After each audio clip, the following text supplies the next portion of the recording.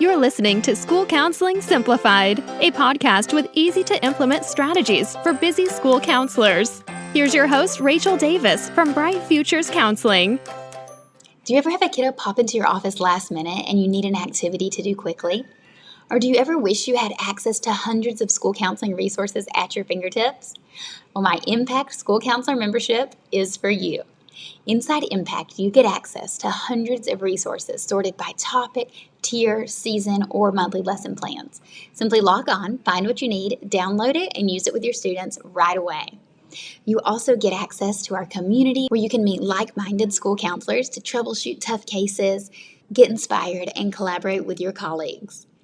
Not only that, we also know how important it is to stay on top of your professional development. That's why we offer live quarterly trainings on hot topics that you need most. Impact is designed to make your counseling life easier.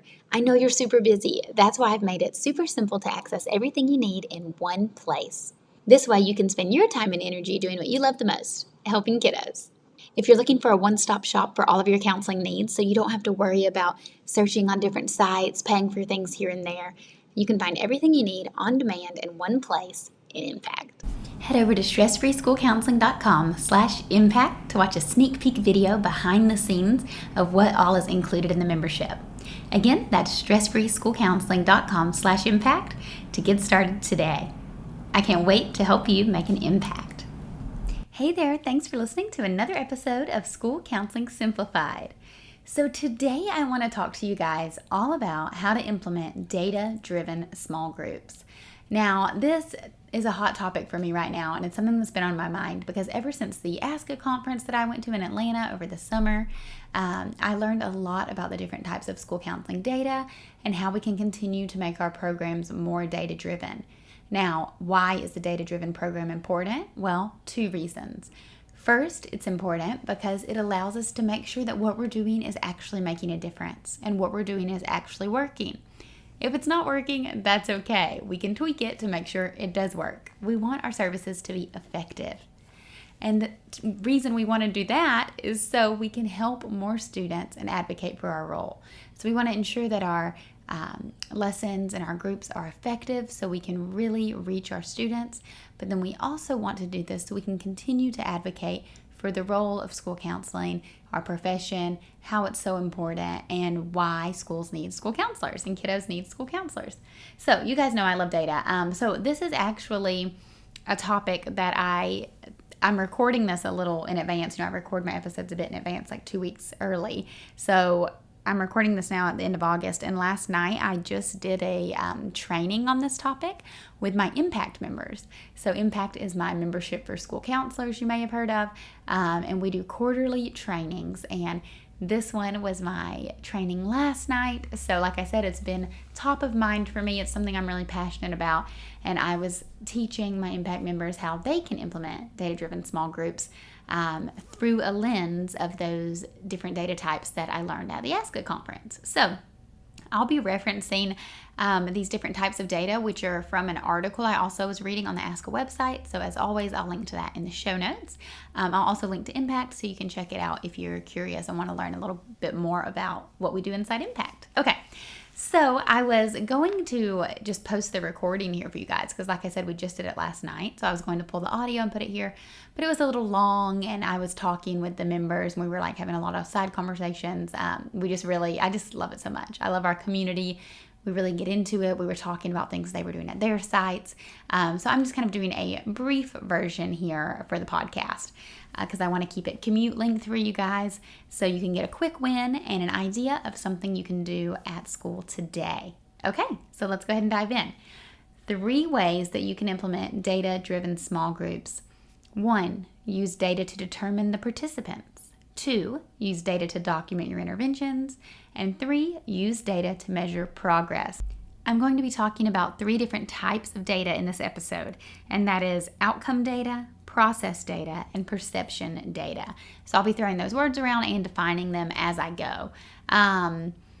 So I want to talk about this from start to finish. Small group, start to finish. What's the first step when you have a small group? Well, you need to figure out which kiddos are going to be in the small group. And there's a couple ways to do that. One way to do that is by using an established referral process. So this is likely what you're already doing, where you have referral forms and parents, teachers, maybe students themselves, they're filling out the forms and they're saying, hey, this kiddo needs counseling for this topic. Please see them. And then you're saying, okay, look, I have 5 referrals on anger management. I'm going to make an anger management group. Done. That's awesome. You're seeing a need based on referrals from parents and teachers, and you're making the group. But the second way is that you can use data to determine the participants. And how you can do that is by looking at outcome data. Now, outcome data, as defined in the article, so that best highlights the results of your intervention because it relates to how the intervention affected identified goals, areas of growth, and achievement gaps. So we're going to kind of begin with the end in mind. We're going to look at the outcome data that we want to track. So look at those attendance numbers. Look at the number of students who are struggling academically. Look at your discipline referrals, and then make groups based on that information. So for example, let's say that you're having a particular group of students who's continuing to struggle academically. Maybe you can try doing an executive functioning group with these students. So that's a proactive and preventative approach. Now, this is toward the beginning of the school year, so you can look at the data from last year to try to prevent these problems from happening this year. Your admin's going to love this, guys. You gather these at-risk students, and then you plan your group intervention. Okay, so that was number 1, how you can use data to select your participants. Number 2, using data to document the interventions. So there's 2 ways you can document your interventions. Number 1 is you can document using process data.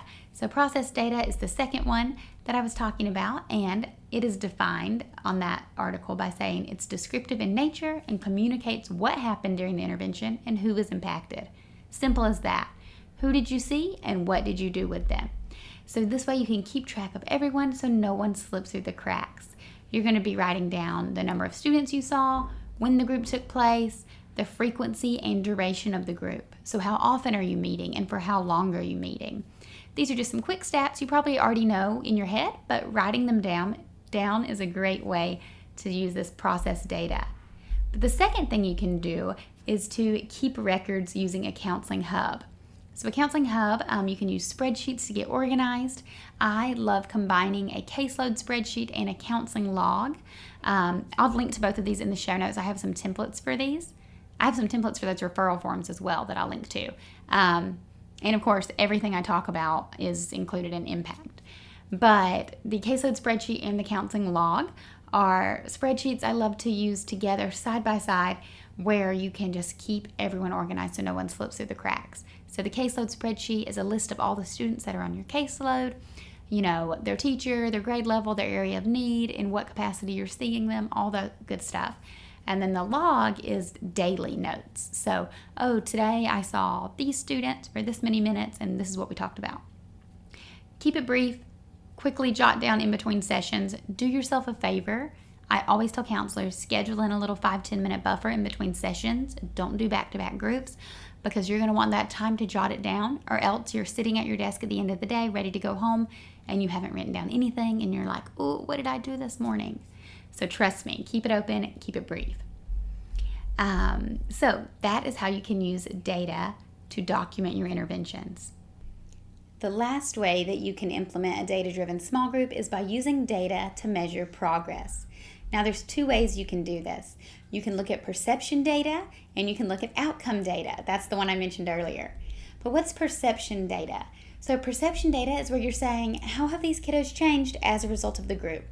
It's defined in the article as saying it's meaningful because it provides answers to how students are different because of the school counselor's intervention. So this is the fun stuff, right?